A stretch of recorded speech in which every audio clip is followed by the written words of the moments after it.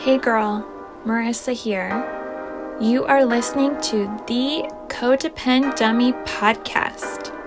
As a young woman, you have been raised, reinforced, and rewarded for putting the needs of others above your own. Now, in your 20s, you're finding yourself exhausted, exasperated, and enveloped in shit relationships, especially the one you have with yourself.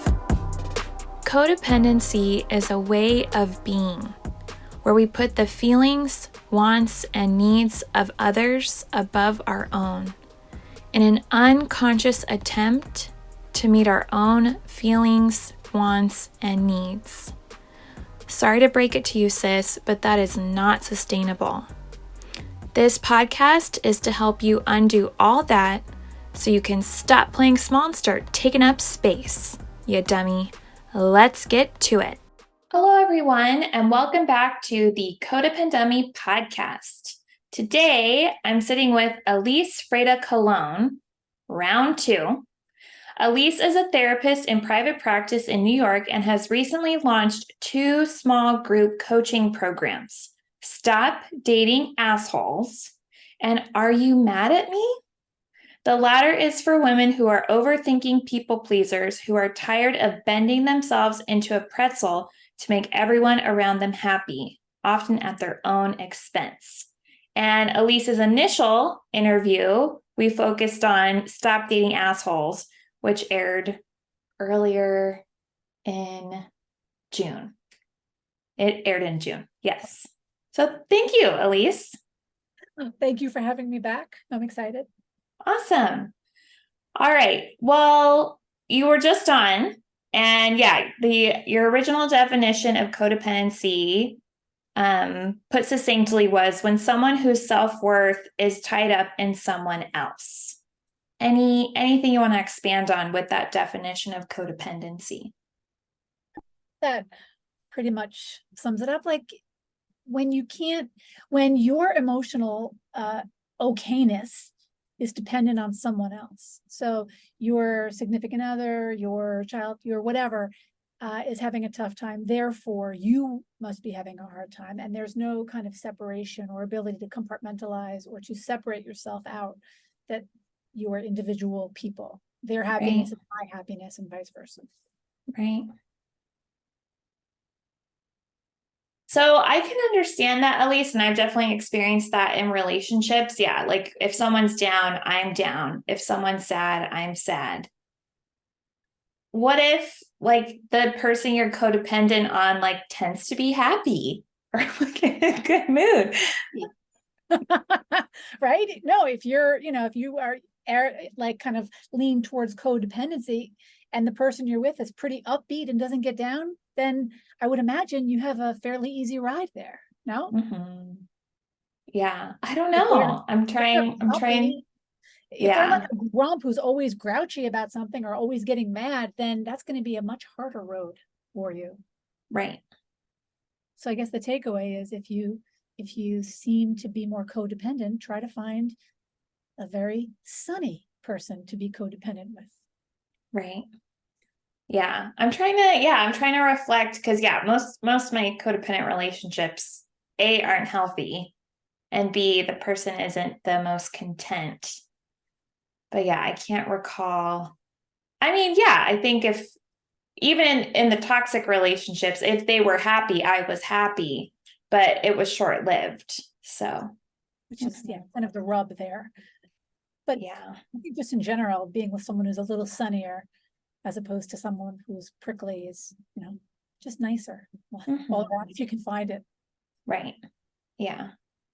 Okay. So your last episode, we did focus on one of your coaching programs, Stop Dating Assholes. For anyone interested, please listen to that. I'll put a link in the show notes as well. And today we're really going to focus on the women you serve in Are You Mad at Me? First, I would like to hear your definition. What does it mean to people please? I see people pleasing as a negative, first off. I think that sometimes it can almost be worn like a badge of honor. Like, I'm so selfless and I give to others and I don't even consider my own needs. But I really do not think that that is a healthy way to be. And I think that self-sacrifice is not something to strive for or to be proud of. There's nothing there's nothing healthy about putting your needs at the bottom of the list, and or maybe not even on the list at all, because it is very difficult to give and give and give and never have any kind of replenishment. Right. You need to take care of yourself, and your needs matter, and you need to believe that they matter. So I'm hearing people pleasing means self-sacrifice, putting your needs at the bottom of the list or not on the list, and giving without replenishing yourself. Other thoughts on the definition? Yeah, what does it mean to people please? I think that for many women, it means doing whatever you can to make the other person happy, regardless of how it impacts you. Mm. So, for example, being afraid to say no to someone, or being afraid to disappoint someone or upset someone. So you agree to things, you do things that you don't want to do, that you have no interest in, because better to inconvenience myself, or I could just suck it up. I don't want them to be unhappy. And that becomes primary goal. And I think that that is also unhealthy, because you're not being true to who you are. You know, you're acting in a way that is designed to control the narrative about how someone else views you, as opposed to getting clear about who you are and what you need and setting your own boundaries. Right. And you already started to answer it. Right, like one example of what it looks like, right? Not saying no due to fear of disappointing. I'm curious, like other ways people pleasing shows up day to day in our relationships. I think with women, I think more so than men, because I think women are kind of conditioned culturally. Maybe it's modeled for them that they're givers and nurturers and caretakers. So you become accustomed to just giving and giving, and almost not feeling as though you're entitled to say, hey, wait a minute, I need something here too, or I need to go to the gym to work out because that's important to me and keeps my head clear. It almost feels indulgent or decadent, and like something you shouldn't be doing, because you're shirking your responsibility, or you're taking time away from the thing you really should be doing, or the person you really should be focusing on, who's someone else, whether that's a spouse or your child or your job or whatever. But I would argue that you can achieve balance where you can be loving and giving and caring and take care of yourself at the same time, and that will actually make you a better partner, spouse, child, whatever, because you feel taken care of and that your needs have been met, as opposed to just being depleted all the time. Right.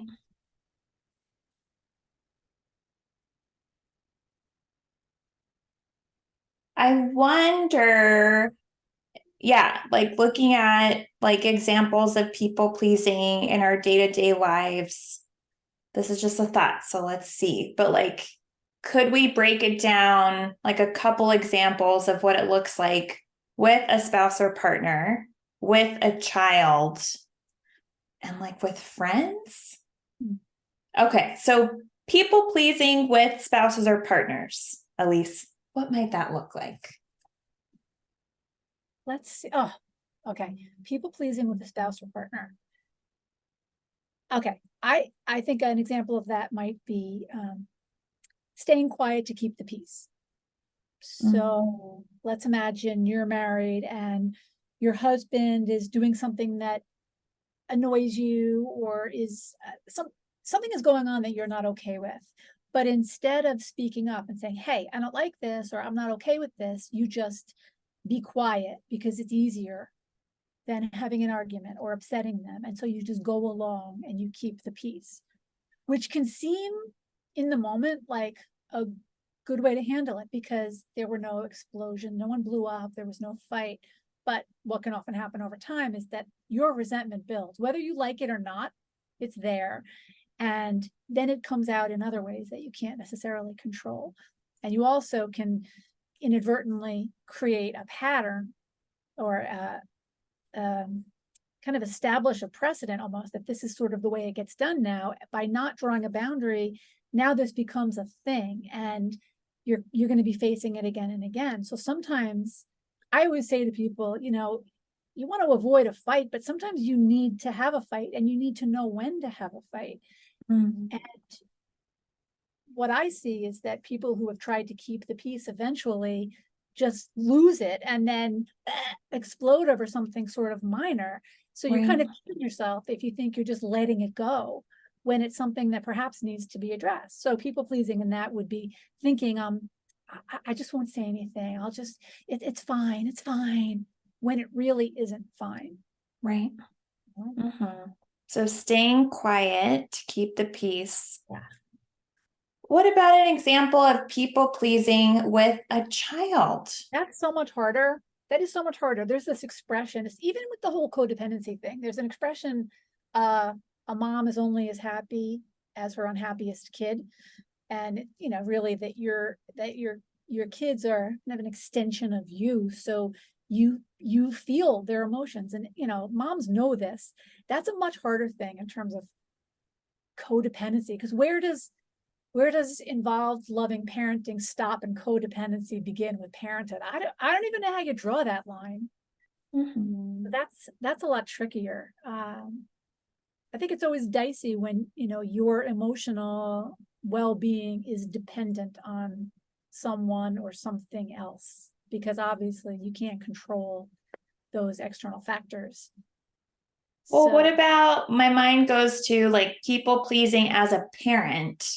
So yeah, maybe not like pleasing your child, but like with extracurriculars or things at school, or even like, I don't know, like around holidays, like with extended relatives. Any thoughts on people pleasing as a parent? Well, maybe, people pleasing as a parent could look like giving your child everything they want, right? Because you're afraid to say no, you're afraid of upsetting them or depriving them.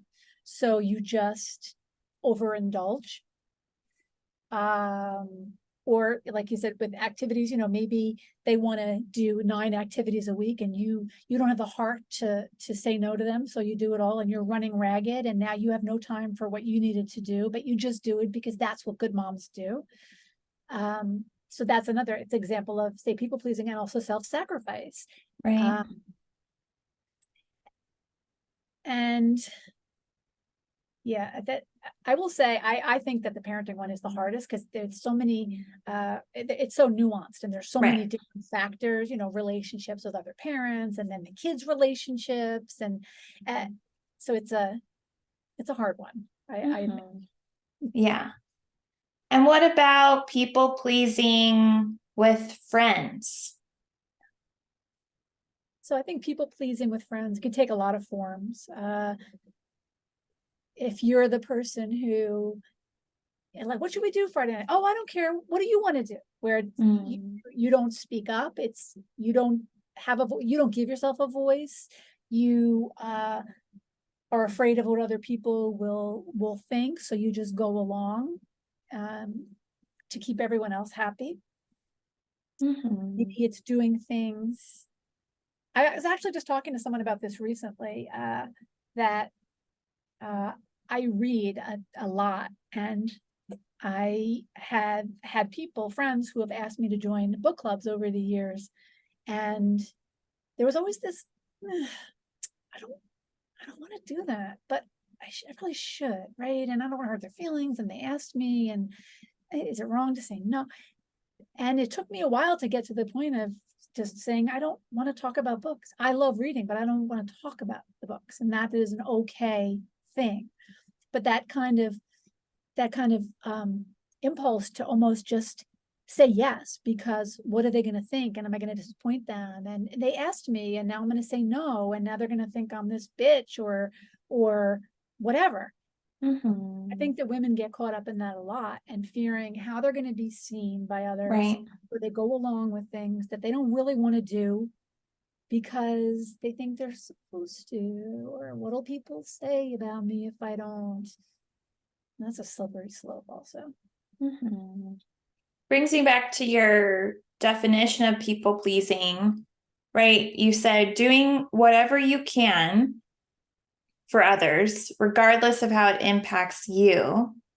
And then you added, like, underneath that, like, an attempt to control the narrative of how you're perceived. And so, I don't know, any other thoughts on that piece of I think it? it's a lot of it. I think that is a tremendous amount of it. And again, I work with more women, so that is kind of more my experience. But I think it's probably, in a general sense, that I think I would say women are often more concerned with how they're perceived than men, that I have encountered anyway. They are perhaps more invested in how they're viewed. And I can't count the number of conversations I have had with women where there's this fear of, uh-oh, I think this person is mad at me, or I think this person doesn't like me. And what am I going to do about it? And how am I going to fix it? And what did I do wrong? As though everyone should like you. And if they don't, or if you think they don't, it's your job to figure out how to get them to like you, as opposed to, okay, that person doesn't like me. How do I get okay with that and not change who I am to make this person who I don't care about like me? Right. Right?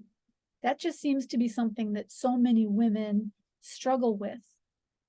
I want to control how that person views me, and that person not liking me is intolerable, and I need to change their mind Right. somehow. Right. You're reminding me, I shared about this on the podcast. I don't know why it came up recently, like a memory. I was walking during the pandemic, and it was so early on that when someone was sharing the sidewalk with me, I would walk outside and like around a car. And yeah, I think I can't even remember the details, which I'm proud of myself that I haven't ruminated so much that I know exactly what happened.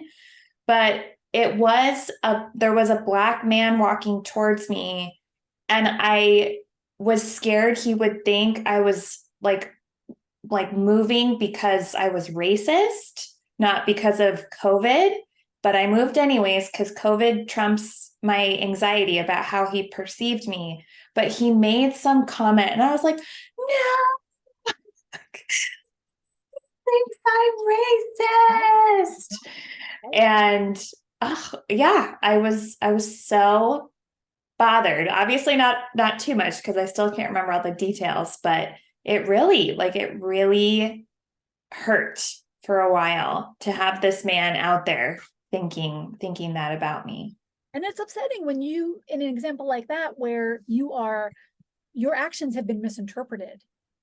And so even if you had said, hey, just so you know, I'm not racist. I do this with everybody. It's about COVID. Yeah, sure it is, right?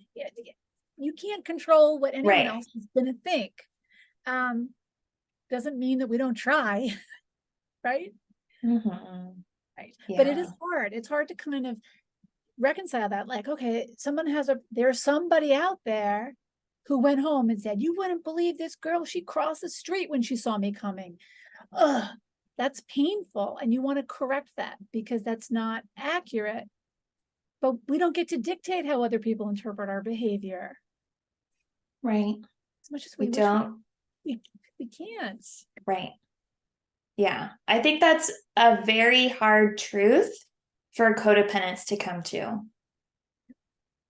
Like, I mean, yeah, I'm in my people pleasing, in my self sacrifice, in my attempts to control the narrative. I didn't know it, but how much of a dictator I was being, because I was demanding you adoring me, right? I did demand your positive response. I didn't know it, but yeah, I was like, thou That's shalt. Yeah, that's an Mhm. interesting way to look at it, though, as from not from a kind of victim mentality, but almost as an aggressor in a way. Mhm. Right? You must love me. Yeah. Baked you 20 cupcakes, god damn it. Okay. Um, so you did already start to answer this question. I'm curious to hear you say more. Why do you sense so many women fall into the trap of people pleasing? Yeah, like I said, the whole caretaking, modeled behavior. I just think men are not conditioned the same way that women are. Right? They can be aloof or detached and not judged for it, where women are kind of expected to be a certain way or a certain kind of parent. And I don't know, I just think men are held to a different standard. Mhm.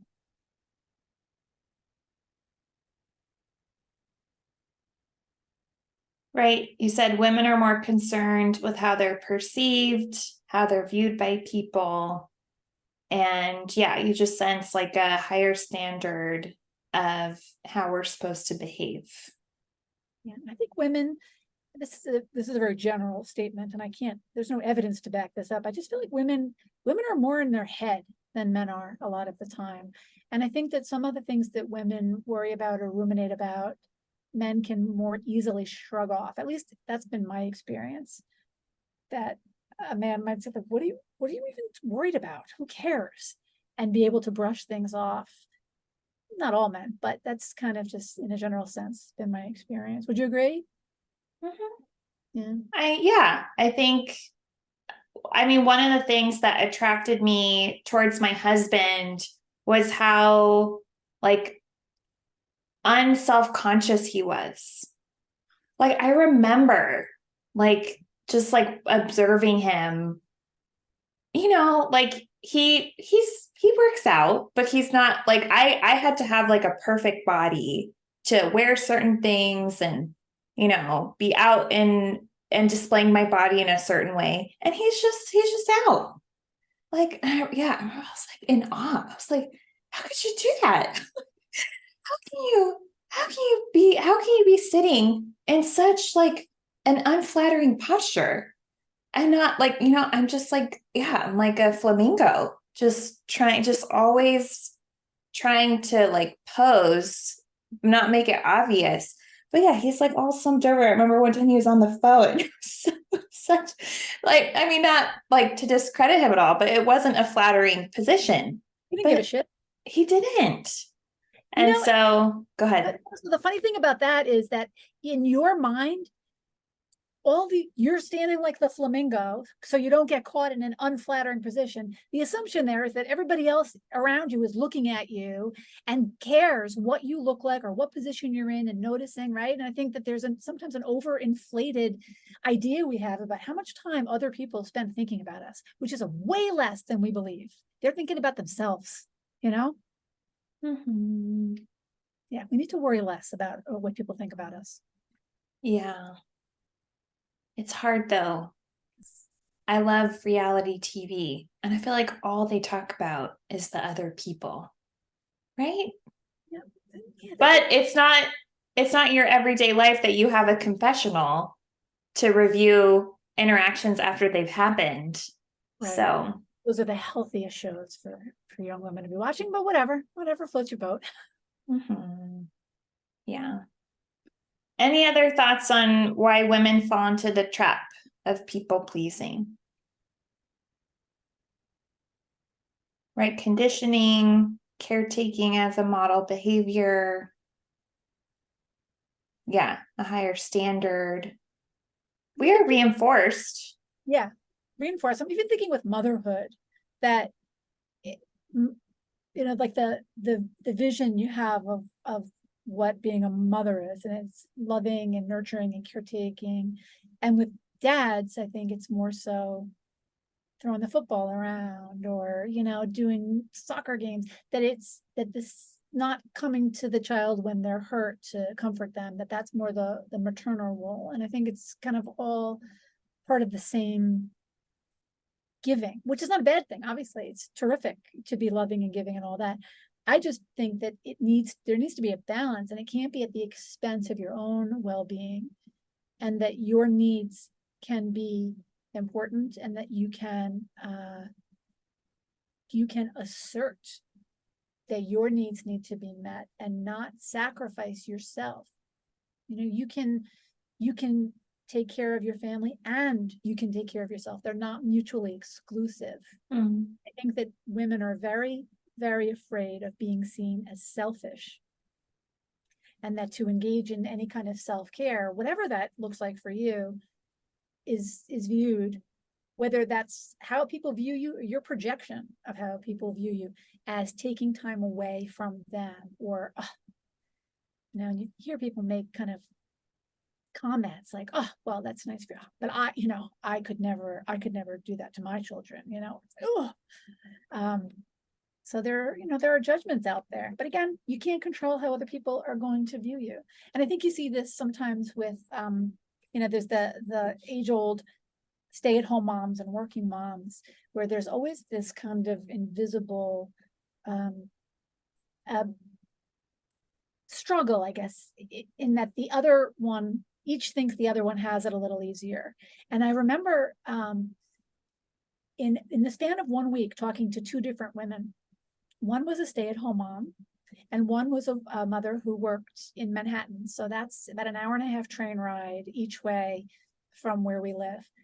And they were so funny because they were both talking about how they had no time to do the things that they wanted to do, get their nails done, organize their photos finally, and put them in some sort of a book.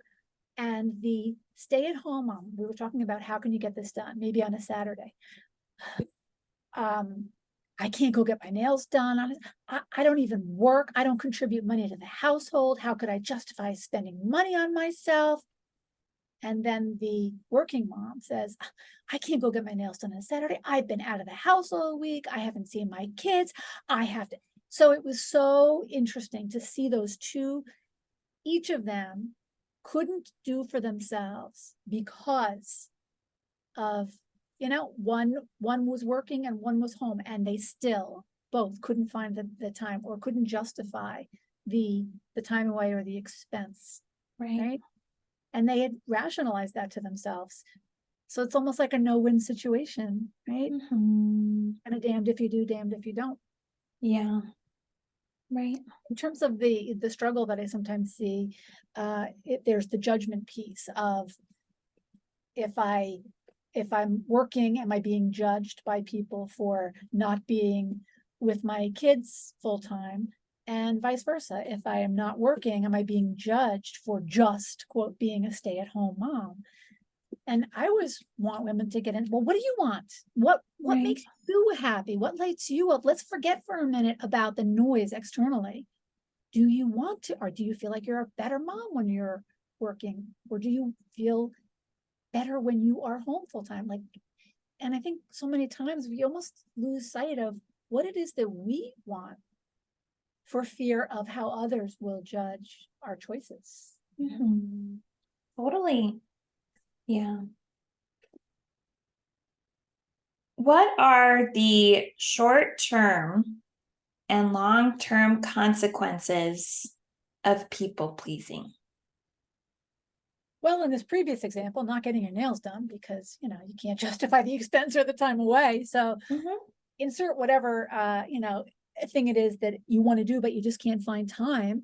Right. Taking care of yourself on a regular basis, not prioritizing your own, whether that's going to the gym or going to therapy or getting a massage or whatever it is that makes you feel like, okay, I'm good.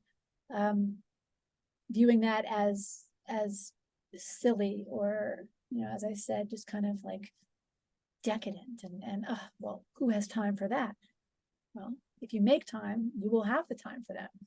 So I think the short term is that you don't get to do the things that would help you to feel fulfilled. Right. And long term.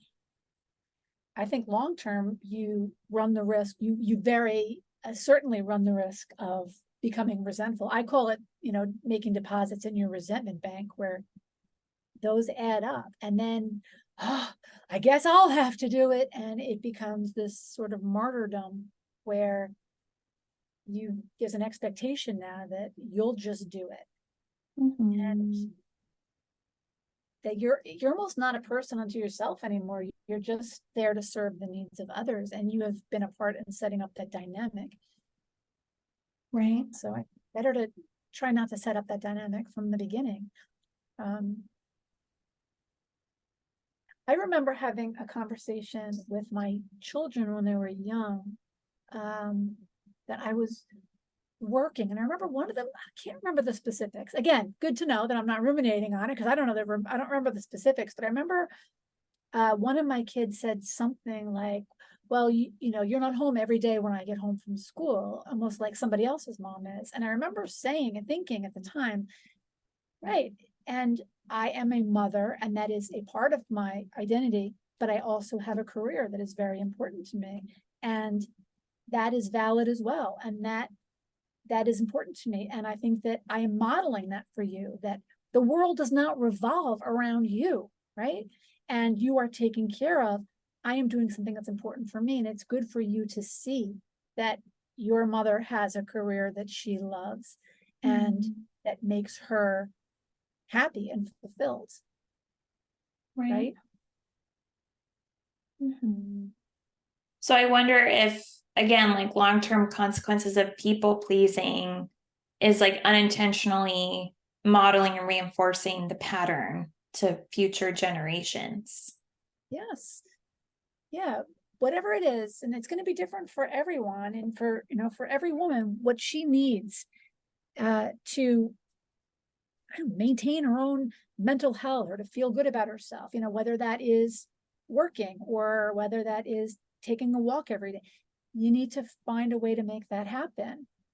And we need to stop giving women the message that they're, I don't know, silly or selfish for considering their own needs or prioritizing them. It's not right. It just isn't right.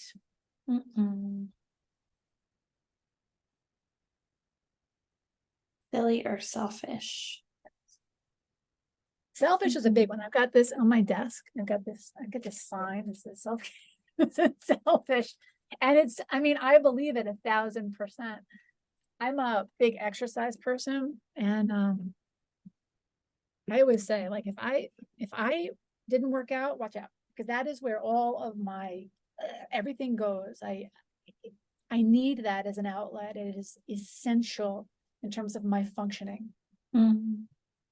Why would I not do something that is essential to my functioning? Right. So, yeah, that goes in my appointment book. Like, I had an appointment, right? That is time blocked out. That is sacred to me. And I often will recommend women the things that you need to put it in your book, put it like an appointment, if it's scheduled. This is not an, if I have time left over, this is, you need to do this. So schedule time for it, because otherwise, if you say, if I have time, it will not happen. Make it a priority. Yeah. Any other long-term consequences? Becoming resentful, martyrdom, not really a person, just serving others, reinforcing the pattern. Maybe ultimately, if we're talking about, let's say, a mom situation where she's kind of feels as though she's sacrificed herself for everything her kids need, at some point, the kids grow up and move out. And then there's often oh shit, now what? Who am Mm. I don't remember who I am without having people to take care of. So Right. perhaps there's some of that if you, whether, it doesn't have to be working, whatever it is, but who are you as a person? And do you just define yourself through who you care for, or are you a person independent of that as well? And when your kids do grow up and leave, then what? Do you know who you are and what makes you happy? Mm-hmm. Ideally, you kind of don't lose touch with that, or you're clear about that throughout, and then you're able to just do more of the things that make you happy, as opposed to this crisis of I don't even know who I am anymore. And that happens a lot when that caretaker role is sort of snatched away from you. Right. Yeah. So like an identity crisis. Yeah. Eventual identity crisis. Mhm. Yeah, Okay. potential identity crisis. Yeah. Mm-hmm. And you've hinted at some ways you help your clients who want to stop people pleasing. Other initial steps you take, to really help your clients view themselves in a different way and embrace that others might not like them. I know. Eek, right? Can you imagine? That is that concept is so horrendous to so many people. They almost can't even let themselves go there. So what I try to do is first, okay, let's imagine. So you think this person is mad at you based on whatever, a look they gave you, whatever it is that you've decided now they don't like me. Okay. So let's imagine that you are correct. They do not like you. Right? How are you going to get okay with that? How are you going to accept the fact that there are people who will not like you? As fabulous as you are, they will not. And the goal is not, I need to make everybody like me, but maybe the goal is, I need to be comfortable with the fact that there are people who will not like me. I actually just had somebody say something to me yesterday. I loved it so much, I wrote it down. She read this somewhere. She tells this to her teenage daughter. You could be the juiciest peach, and some people just don't like peaches. Mm. Right? Right. It's okay. Mm-hmm. So one step, right? Imagine someone is mad at you and then trying to work through or figure out how are you going to get okay with that? Be comfortable with the fact that people won't like you. What are some What proposed ideas? about how to do that? Yeah. Yeah. Well, first, that is an option, right? That is a radical concept for some people. What do you Right. mean? What do you mean? Someone would like, I can't fix that. I can't apologize. I can't. What if that person just doesn't like you? They don't like your personality. They don't like whatever. They don't like the way you look. They don't like something. Accepting that you have no say in how they view you, or what they think of you, or what shit they're talking behind your back. Yes, that is true. You have no control over that. That's a huge thing for many people to wrap their head around. Right. But that is like, I don't know, 80% right there. Mm. Because if you can accept that there are things that you can't change this, it becomes almost empowering. Like, okay, not everyone has to like me. These are my people, and I want to be good with my people. But if someone doesn't like me, so what? Like, how has that impacted my life? And why is it my job to somehow fix this? Right. Mm-hmm. So that's huge. And I'll Right. sometimes have people play through the fear, like, oh my, she looked at me weird, and now she probably doesn't like me, and then what was going to happen? Okay, so let me hear it. Talk it through to the end, and then what? And then what? And let's kind of go through, what is your fear narrative? Okay, so this person doesn't like you, and then what's going to happen? And then what's going to happen? And then, okay, what's the worst case scenario in this? Okay. For some people, it's she doesn't like me, and then she'll tell her kids not to play with my kids, and then they won't have them as friends. Like it, becomes a whole thing. Okay, so Right. let's imagine that happens, right? So this woman doesn't like you, and her kids won't play with your kids. Okay, now what are you going to do? That okay, so there's a workaround, right? So yeah, so their kids won't be friends, or you won't be friends with this person. This is not the end of the world. And Mm-hmm. why do you want to be friends with somebody who's acting that way anyway, right? It's okay. And it's okay to model to your children that, you don't have to be friends with everyone. You just be who you are. And if someone doesn't like Mm-hmm. you, that's okay. Move on. It's Right. not your job to get people to like you. It's your job Right. to be you, be kind, but Mm-hmm. not everyone has to like you, Right. contrary to popular opinion. Mm-hmm. And then you did say too, like, I wonder if scheduling time for self-care helps combat people pleasing. I think it's a start, Mm-hmm. because it's acknowledging that you have needs and that they are just as important as anything else. I sometimes said, people say like, oh, I don't have time. I would love to go to the gym, but I can't find the time. I always think, well, when you have an injury and the dreaded, you have to go to physical therapy 3 times a week, and you're like, how the hell am I going to find? But you do, you figure it out. And if your child needed something, say your child needed a tutor that they had to go to twice a week, even if it was, okay, I'll figure it out. I will make it happen. You would do that if you needed to. So why don't you afford yourself that same courtesy, really? Figure it Mm-hmm. out. I need to go to the gym because that's what's going to make me feel sane, but I can't find the time. No, that's an unacceptable answer. It's not, I can't find the time. It's, I need to figure out how to put that into my schedule and then make it happen. Mm-hmm. Because it's Right. essential. That's what's essential to you, then it's essential. It's not a nice to have, it's a must have. Right. And I can't imagine a parent who, let's say the school says, yeah, your child needs to come to tutoring every day for an hour, and you have to come pick them up. Oh, okay, I'll rearrange things. I'll make it. You would not say, sorry, I don't have the time. You wouldn't. So I think you should treat yourself at the very least with the same amount of respect, right? Right. And then I wonder too, Alyse, like given like these initial steps you take, it just sounds like maybe you repeat it over and over. So yeah, let's say there is some self-care activity I would like to make time for every week.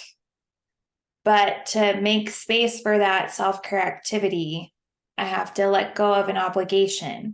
I have to say no to Oh yeah. something. And then that triggers the fear of someone's going to be mad at me or disappointed. So then, okay, well, what if they're mad or disappointed? God, then they're mad and disappointed. Right. So working through your process, right? How are you going to get okay with that? Right. Getting comfortable with the fact that, yeah, some people may not support that decision. But yeah, working through that, then they're better able to then set boundary for the self-care. Right. Mm-hmm. Yeah, I've written a lot of blogs about these kind of topics, and one of the things I recommend is that when someone approaches you to ask you to do something or for something or a commitment to something, that, I mean, if you know right off the bat that you don't want to do it, to be able to practice saying, oh, thanks for thinking of me, that doesn't work for me, and then shutting up, right? No explanation, no excuses, no justification, just that doesn't work for me. For some people, that's like scary. So then the next best thing, yeah, right? The next best thing is, oh, let me get back to you on that. Give yourself a little bit of time to be able to step away from it, think about how you feel about it, and then formulate how you want to respond. Those are way preferable to saying yes and then walking away with a pit in your stomach and then dreading every second leading up to that thing you just agreed to do. Yeah. And a lot of people get caught in the trap of they have to have a good enough excuse to say no to something, right? And so let's say someone says, oh, why don't you come to my pottery class on Friday? And you hate pottery. Oh, sorry, would love to, but I don't have a sitter for my child, so I can't. And then they jump in with, no problem, my daughter's a babysitter. She'll come over and take it. You're inviting rebuttal. You are maybe mistakenly giving them the idea that if only we could come up with a solution to my scheduling problem, I would love to come. You're not being clear in your communication. You don't have to justify or have a good enough excuse to say no to something. You can say, oh, thanks, but that's not something I'm interested in. What's someone going to say to that? I mean, what are they going to argue with you about that? Try, go ahead. It's you have a Seinfeld episode. Yeah. Sure, love it. No, I wouldn't actually. But I think it's like, oh, I'd love to, but except for this, I have this thing. And it's like, okay, now that was okay because I had a good excuse. But, somebody assertive enough will come and try to poke holes in your excuse. So I just think you're better off.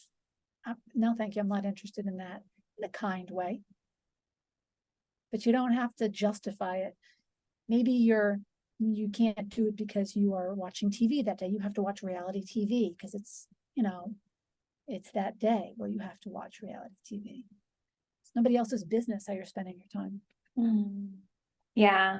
You're making me think. So, a short anecdote, the past couple years, I've been approached by MFT graduate students, and they're in a class related to career building or career development. And an assignment is to reach out to licensed therapists and, have a 30-minute, maybe 60-minute interview to learn about their profession. And I don't know, they write a report. And I think I did something. I think I did an assignment like that when I was in grad school, right? Met with some licensed therapists to learn about their journey in the field. And the past couple years, I would argue that every time I've been approached, it's been so friendly and kind. Like, Marissa, I love your website. I love the work you're doing. I'd love to learn about your professional journey. And I'm like, thank you so much. And I really, Alyse, I think every time I have said yes. And recently, I can't recall specifically when this was, but I was approached by a student and she had said 30 minutes. And then when we met, it was like 35 minutes, 40 minutes. Was I saying anything? No. But I think at like 45 in this scenario. Yeah. But yeah, I think at like 45 minutes, I was like, okay, like actually, like I have to go. But really, 15 minutes, I'm sitting there, like twisting my fingers, like I don't want to be here, but I couldn't do it for 15 minutes, finally. So that happened. And yeah, overall, hope I help her with the assignment. But just yesterday, I got an email from a student. And I'm in this very busy season. I'm dealing with some health stuff. So I'm dedicating a lot of time to that outside of work and the podcast. And so I said, like, I'm so sorry, I'm not available. But I did add the excuse. I was like, I'm dealing with health stuff. And I said, like, if it helps, like, here's this other therapist who works with a very similar population. So I wasn't completely like excuseless and like unresourceful. There was still some people pleasing, but I felt very, very good. But I said no. That's an improvement. Now, what if you had said, I'm sorry, I'm unable to help you. You left out the reason why, and you gave the name of the colleague. How would that have felt? I think that would have felt okay, as long as I was being helpful. But if I had said, I'm so sorry, I'm not available, best of luck to you, Okay. Yeah, that's I too get it. much. Look, and I understand the, the mentor component and the paying it forward and the helping people coming up in the field. And I agree with you, but maybe you have, I don't know, a rule that you do 2 of those a year. I don't know. Right. That's your gift back to the field. Right. And once you've done those, they've exhausted it. And that, I do a few of these a year, and unfortunately I've reached my quota. So here's the name of another colleague. Best of luck to you. That's acceptable also. I appreciate your coaching. You're welcome. Yeah, that sounds good. You're welcome. Yeah. Cause I think, for so long it was fulfilling. And then, this most recent one, I really started to sense like the misalignment. And maybe it just had been too many yeses in quick succession where, I just, Sometimes you're dreading something. It's like, okay, well, why'd you agree? I mean, look, and sometimes people just because they dread things and then they get there and they love it. But if you find that like people, I just can't say no. Well, why? Why can't you? What do you mean you can't say no? Why? Well, because you're afraid to say no because of how the person is going to feel or think about you. So you say yes, and then you resent the fact that you said yes, and then you dread it, and then you're whatever. So you can avoid all of that. Do you want to do this thing? And obviously, I'm not talking about being selfish. If your neighbor needs a ride to the hospital, you're not saying no, that's where you're going to draw your boundary. You get it. Yeah, you want to be kind, but things that are of less significance that are you don't have to do. There's no life and death here. Do you want to come to this happy hour? Do you want to join this book club? Do you want to come to my gardening club? If the answer is no, then politely say no and sit with the feelings you have about having just said no without a good excuse. Or that they're going to walk away and say, oh my God, can you believe she said no? Yeah. Yep. That's what they're going to say. And so what? It's big. I get, and it's I have to meditate on that for a while. Yeah. it's big. It's a big thing, but that mindset of, but my schedule's got to change now because no, I don't want to do that. No, thank you. It's sit with the idea of it in the discomfort of disappointing someone. It gets so much easier because when you're not so invested in what their reaction is, I mean, ultimately irrelevant. They're on, okay, so why is it your responsibility to regulate their emotional state?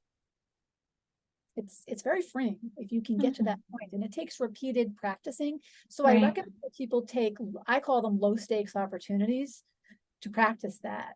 Like I said, you're not doing it for something that is important or time sensitive or what, things like social obligations or being asked to be on committees or being asked to be interviewed for a grad student's class. They can find someone else. They can find a workaround. You're not obligated to do that. And you're saying it's draining. I don't have the time or the headspace right now to do it, so I can't commit to this. And that's honoring your own peace. And that's valuable. Right? And why is this stranger grad student's need more important than my own need to recharge and take care of the shit I need to take care of? Right. Because you don't want her to walk away and think, ugh, she's awful. She might anyway. I can't believe she didn't agree to do the interview. All right. Well, she did. So yeah. That's that. Right. That's that. Yeah. All right. Well, thank you, Alyse, for coming on again and enlightening us with all of your wisdom. If people want to learn more about your groups, find out more about you, where can they go? Yes. Okay. So my website is coachingwithalyse.com, ALYSE. I have Instagram, TikTok, and Facebook, all at those email addresses. I'm sorry, that website address. And I'm also, for anyone who is interested, I am looking to chat for like 10 minutes with any woman listening to this who has anything that they would like to see addressed. I want to create content based on what the listeners are wanting to hear, right? Issues, questions they have, situations. So if anyone listening to this says, you know what, I would really love to hear how I might handle this, or what to do about this, or whatever, I would love it. Send me a message in any of those social media platforms, send me an email. I am looking actively to create content based on what people are wanting to hear about. So please do not hesitate to reach out, and I'll be right there. Mm-hmm. Awesome. Okay, I'll put a link to your website and social media. And what is your email? Just so people can hear it. Yeah. It is coaching, Alyse at coachingwithalyse.com. Again, ALISE. Okay, I'll put that in the show notes too. Watch my TikTok. I'm making TikTok videos every day. I'm very impressed with myself. So take a look. Awesome. Okay, well, thank you for coming. And dear listener, thank you for being here. And we will see you all next week. Thank you. Take good care. Bye. Hey girl, it's Marissa again. I'm not like a regular podcaster, I'm a cool podcaster, right? Thank you for listening and staying till the end. You can find me on Instagram at Therapy with Marissa. Email me, marissa@codependummy.com. Check out codependummy.com for more information on the show. And baby girl, a subscribe, rating, and review would be much appreciated. Till next time, I want you to remember, if you are feeling unseen, I see you. If you are feeling unheard, I hear you. And if you think that you don't matter, know that you matter to me. I want you to go out there so you can stop playing small and start taking up space, you dummy. And now, the disclaimer. Girl, this is not therapy and I am not your therapist. This podcast is designed to provide accurate and authoritative information in regards to the subject matter covered.